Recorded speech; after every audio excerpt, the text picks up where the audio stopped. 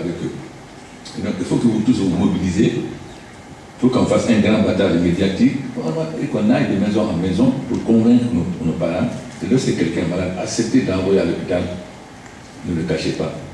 Et tous les gens qui sont en contact avec lui doivent se présenter pour que les médecins puissent le suivre pendant 21 jours. Ils ont toutes les chances de guérir. Mais vous avez des gens qui ont de très mauvaise foi, qui font des rumeurs, comme la dernière fois, on a ouvert les écoles, ils ont dit que la croix ne va pas venir dans les écoles. Depuis quand la croix vient dans les écoles?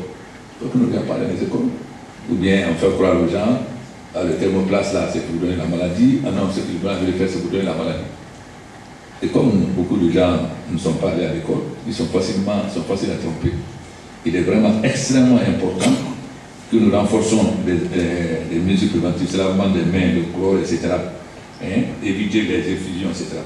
C'est pourquoi maintenant, moi, je ne savais plus, parce qu'en Sierra Leone et Libéria, on ne se sert pas du tout les mains.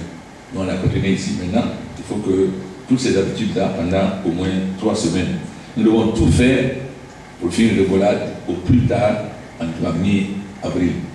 Parce que nous avons la réunion de bailleurs de fonds, l'Assemblée de printemps à Washington, le 17.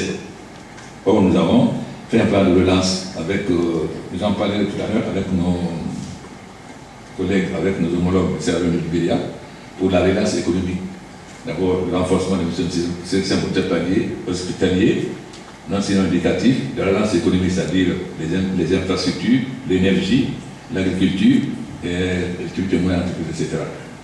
Mais la première bataille, c'est d'arriver à Ebola 0. Le Libéria est arrivé à Ebola 0 depuis maintenant presque 2 semaines.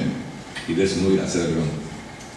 L'inconvénient que nous avons, c'est que comme il n'y avait pas beaucoup de cas en Guinée, la Guinée n'a pas été aussi aidée que les autres pays. Parce qu'on disait que là-bas c'est beaucoup plus grave. Ça veut libérer les gens moyens, etc.